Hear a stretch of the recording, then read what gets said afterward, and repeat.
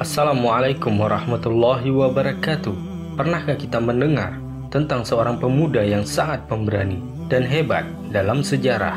Seorang ksatria yang namanya disebut-sebut dalam setiap kitab perjuangan. Sebuah nama yang menggetarkan jiwa lawan.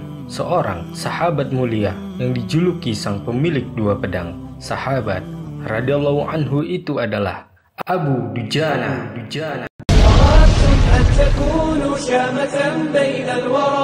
فاقتفوا آثار جيل للمعالي سطرا إن أردتم أن تكونوا شامة بين الورى فاقتفوا آثار جيل للمعالي سطرا جيل زيد وحسين ومعاذ والبراء.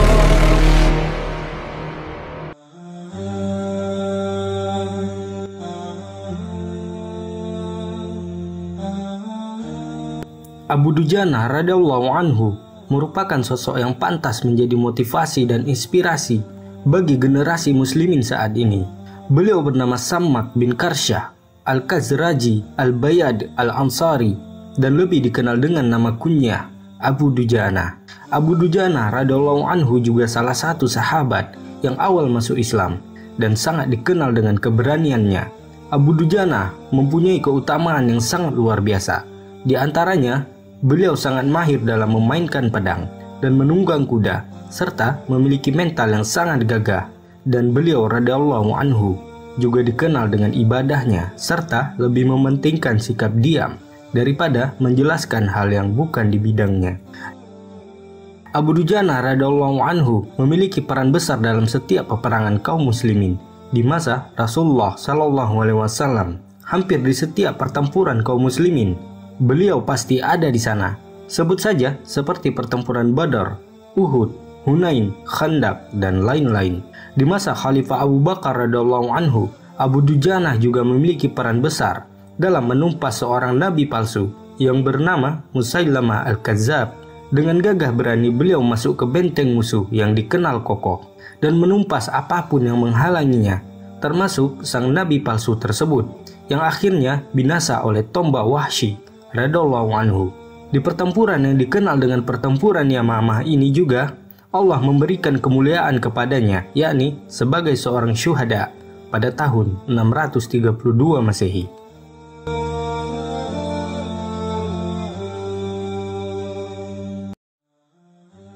Jika kita membaca kitab-kitab sirah dan perjuangan para sahabat radhiyallahu anhum ajmain, maka setiap kitab tersebut akan mengisahkan seorang ksatria yang keberaniannya sangat luar biasa.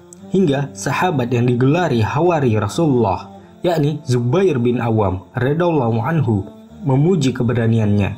Beliaulah Abu Dujana dan kisah heroiknya sangat dikenal, khususnya pada pertempuran Uhud. Dalam sejarah dijelaskan, pertempuran Uhud terjadi pada bulan Syawal tahun 3 Hijriah atau bertepatan dengan Maret 625 Masehi, hanya berselang 1 tahun setelah terjadinya pertempuran Badar. Latar belakang terjadinya perang Uhud adalah sikap orang-orang Quraisy yang masih hidup dan ingin membalas dendam atas kekalahan mereka pada perang Badar. Maka bergeraklah Ikrimah bin Abi Jahal, Safwan bin Umayyah, dan Abu Sufyan mendatangi kabilah-kabilah yang ada. Mereka meminta orang-orang kaya yang ada dalam kafilah Abu Sufyan untuk mewakafkan hartanya sebagai bekal perang. Semua orang menyetujui permintaan itu. Pasukan Quraisy yang berjumlah 3.000 tentara mulai bergerak. Bertindak sebagai pemimpin utama adalah Abu Sufyan. Sayap kanan dikomandani oleh Khalid bin Walid yang sekaligus bertindak sebagai pemimpin pasukan berkuda. Sayap kiri dikomandani oleh Ikrimah bin Abi Jahal. Sementara pasukan pejalan kaki dipimpin oleh Safwan bin Umayyah. Pembawa panji utama adalah Talha al-Abdari. Di dalam pasukan tersebut terdapat 200 pasukan berkuda, 700 pasukan berpakaian besi, dan 15 perempuan yang bertugas menabuhkan musik untuk memberi semangat berperang. Para perempuan ini dipimpin oleh Hindun binti Utbah.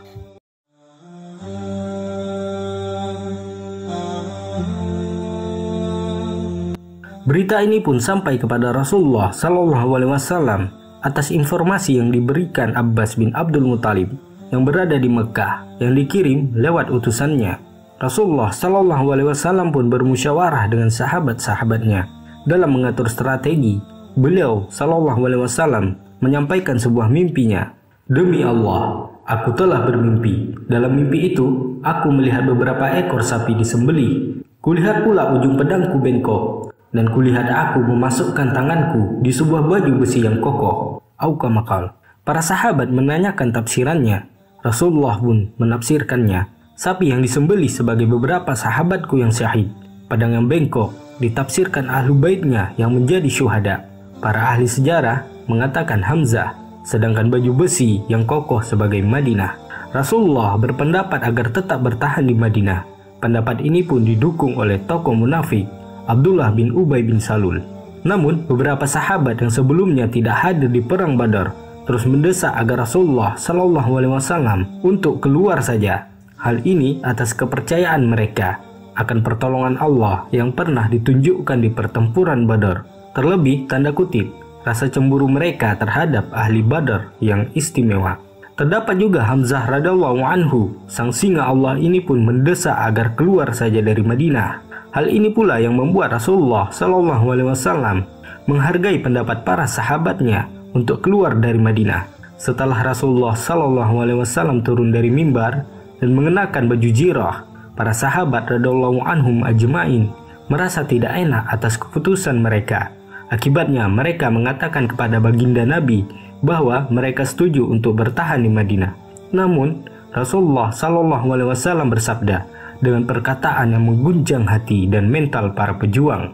Nabi Shallallahu Alaihi Wasallam bersabda, "Pantang bagi seorang nabi jika telah mengenakan baju besinya lalu menanggalkannya kembali sampai Allah memberi keputusan antara dirinya dan musuhnya." Hadis riwayat Ahmad.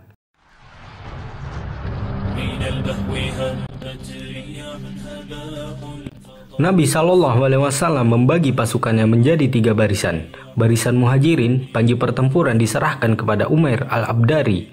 Barisan Aus dari Ansar, panji pertempuran diserahkan kepada Usaid bin Hudair. Sedangkan Khazraj dari Ansar, panji pertempuran diserahkan kepada Hubab bin Munzir. Rasulullah Shallallahu Alaihi Wasallam berangkat dengan 1000 pasukannya. Di dalam perjalanan, ketika melewati Thaniyatul Wada, mereka melihat dari kejauhan satu kesatuan pasukan besar dengan persenjataan lengkap. Ternyata mereka adalah orang-orang Yahudi, sekutu Khazraj, yang ingin bergabung dengan kaum muslimin. Namun Rasulullah menolaknya karena mereka belum mau masuk Islam. Terdapat juga kisah di mana Rasulullah Shallallahu Alaihi Wasallam menolak beberapa ksatria muslimin karena dinilai masih sangat muda. Di antaranya Abdullah bin Umar, Usamah bin Zaid, Zaid bin Sabit, Zaid bin Haritsah, dan beberapa sahabat mulia lainnya. Namun di antara ksatria tersebut terdapat 2 orang yang Rasulullah Shallallahu Alaihi Wasallam menerima mereka. Beliau bernama Rafi' bin Khadij yang dikenal sangat handal dalam memanah, dan sang pegulat Samurah bin Jundab radhiyallahu anhum ajma'in.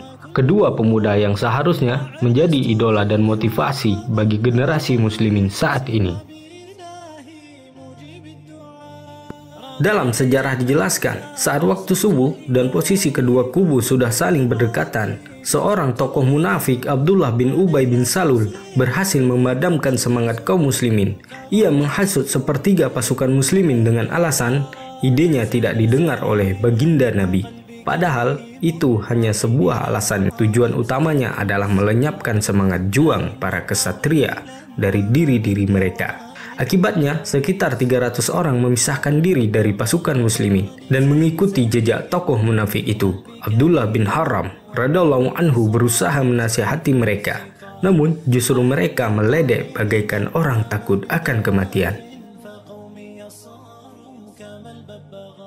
Allah Subhanahu wa Ta'ala berfirman, dan supaya Allah mengetahui siapa orang-orang munafik, kepada mereka dikatakan, marilah berperang di jalan Allah atau pertahankanlah dirimu. Mereka berkata, sekiranya kami mengetahui akan terjadinya peperangan, tentulah kami mengikuti kamu. Mereka pada hari itu lebih dekat kepada kekafiran daripada keimanan. Mereka mengatakan dengan mulutnya apa yang tidak terkandung dalam hatinya, dan Allah lebih mengetahui dalam hatinya.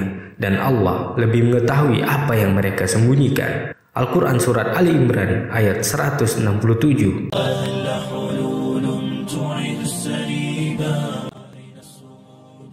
Tersisalah 700 personil yang melanjutkan perjalanan bersama Rasulullah Sallallahu Alaihi Wasallam. Sedangkan jarak musuh berada di antara beliau dan Gunung Uhud. Rasulullah Sallallahu Alaihi Wasallam bertanya, siapa yang bisa menunjukkan jalan yang lebih dekat tanpa harus melewati musuh? Abu Khaitsamah menjawab, saya wahai Rasulullah.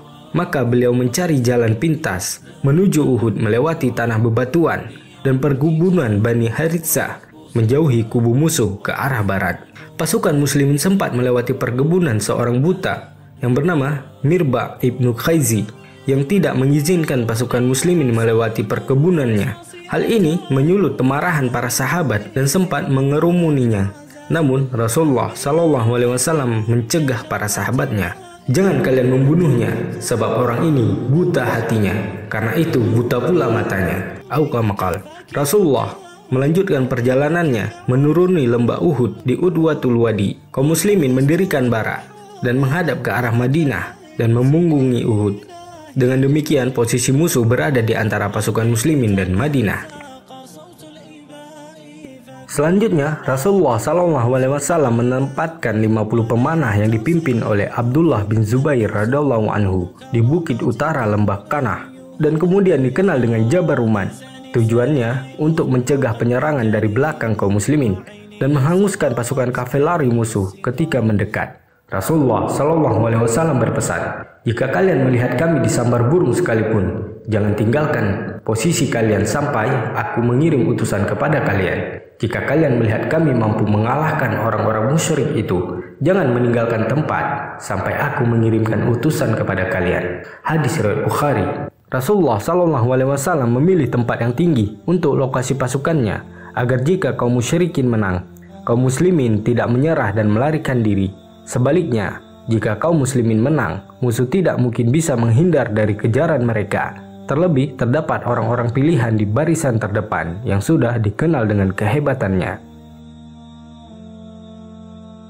Seperti biasa, Rasulullah SAW memotivasi para sahabatnya sehingga meningkatnya iman mereka dan terbentuknya mental yang tidak ada yang mampu untuk menghabisi mereka. Mereka laksana gunung yang kokoh dan bagaikan petir yang siap menyambar.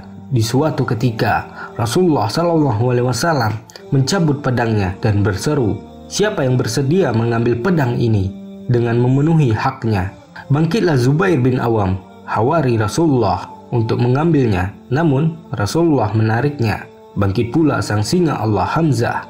Namun tetap demikian. Begitu pula Ali bin Abi Thalib, Umar bin Khattab, dan juga Miqdad radhiyallahu anhum ajmain. Namun Rasulullah SAW tetap berseru demikian. Di tengah kebingungan di antara para sahabat, berdirilah seorang pemuda yang gagah perkasa, dan beliaulah tokoh yang kita bahas, Abu Dujana. Dia bertanya, apa haknya wahai Rasulullah?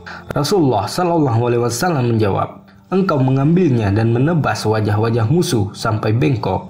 Abu Dujana berkata, aku bersedia mengambilnya dengan memenuhi haknya wahai Rasulullah. Abu Dujana radhiyallahu anhu dikenal sebagai kesatria yang pemberani. Beliau juga memiliki sorban merah yang jika ia gunakan, semua orang sudah mengetahuinya bahwa Abu Dujana telah siap bertempur sampai mati. Para sahabat menyaksikan sang kesatria yang mengikatkan sorban merah tersebut di kepalanya, seakan-akan sebuah pedang yang ia terima menjadikannya laksana petir yang siap menyambar wajah-wajah sang penyembah berhala. Ia berjalan dengan angkuh sambil mengayunkan pedangnya di antara kedua kubu, sehingga Rasulullah SAW bersabda, sesungguhnya itu adalah gaya berjalan yang dibenci Allah, kecuali di tempat seperti ini.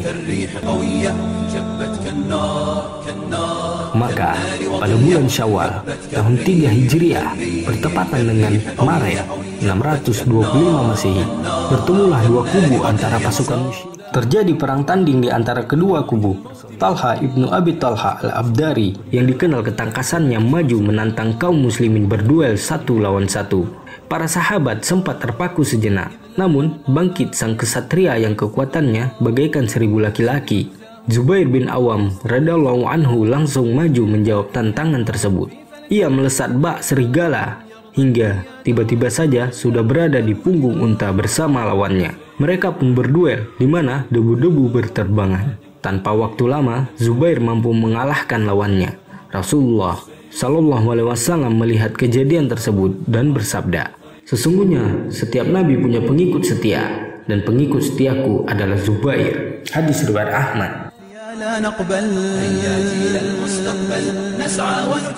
Dan dilanjutkan oleh beberapa adu tanding lainnya. Terus saja pihak muslimin maju sebagai pemenang. Selanjutnya api peperangan besar pun menyala. Pedang menyambar, anak panah keluar dari busurnya, tombak dihujamkan, banyak nyawa yang melayang. Kaum muslimin menyerang. Abu Dujanah memiliki peran yang sangat memukau. Di posisi manapun ia berada menjadi momok yang menakutkan bagi musuh. Ia curahkan segala keterampilannya dan kekuatannya untuk memenuhi hak yang telah diamanahkan. Situasi ini disaksikan oleh Zubair bin Awam. Beliau berkata, "Sesungguhnya aku sangat menginginkan pedang tersebut berada di tanganku, tetapi beliau Shallallahu Alaihi Wasallam mengabaikanku dan memberikannya kepada Abu Dujanah. Demi Allah, aku ingin melihatnya apa yang akan ia lakukan dengan pedang itu." Maka aku mengikutinya diam-diam. Dia mengeluarkan sorban merahnya. Orang-orang Ansar berkata, "Abu Dujanah sudah memakai sorban kematian." Lalu ia beranjak seraya melantunkan syair. Maka siapapun musuh yang berpapasan dengannya habis dibabatnya. Sementara itu terdapat seorang musyrik yang bertubuh besar dan kekar, yang tidak akan membiarkan pasukan muslimin yang terluka pasti dihabisinya. Jarak antara orang itu dengan Abu Dujanah kian dekat. Maka aku berdoa agar Allah mempertemukan orang tersebut dengan Abu Dujanah. Allah pun mengabulkannya. Maka terjadilah pertarungan yang sangat hebat di antara keduanya. Mereka saling menebas satu sama lain. Debu-debu berterbangan. Hingga akhirnya pedang orang itu tertancap di perisai Abu Dujanah. Dengan sigap Abu Dujanah mengayunkan pedangnya dan seketika menghabisi orang tersebut. Abu Dujanah terus maju bagaikan singa garang hingga ia sampai di tempat wanita-wanita Quraisy, sedang ia tidak mengetahuinya.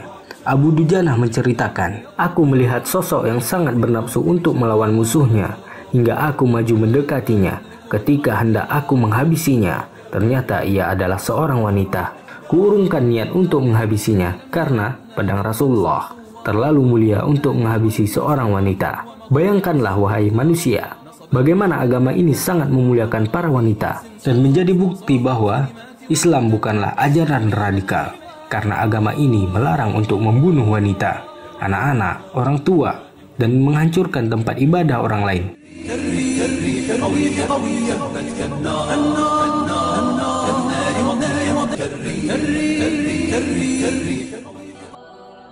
Dan tahukah siapa wanita tersebut? Ialah Hindun binti Utbah, yang nantinya masuk Islam dan menjadi pejuang Islam di kalangan wanita. Tidaklah semua itu kecuali hidayah dari Allah. Inilah sedikit kisah heroik satria kita Abu Dujanah radhiyallahu anhu, dan terdapat pula sang kesatria muslimin yang dijuluki singa Allah, yakni Hamzah radhiyallahu anhu, dan sahabat yang menjadi motivasi bagi para pejuang Abdullah bin Haram dan Anas bin Nadar, yang insya Allah akan kita bahas di episode pertempuran Uhud bagian 2.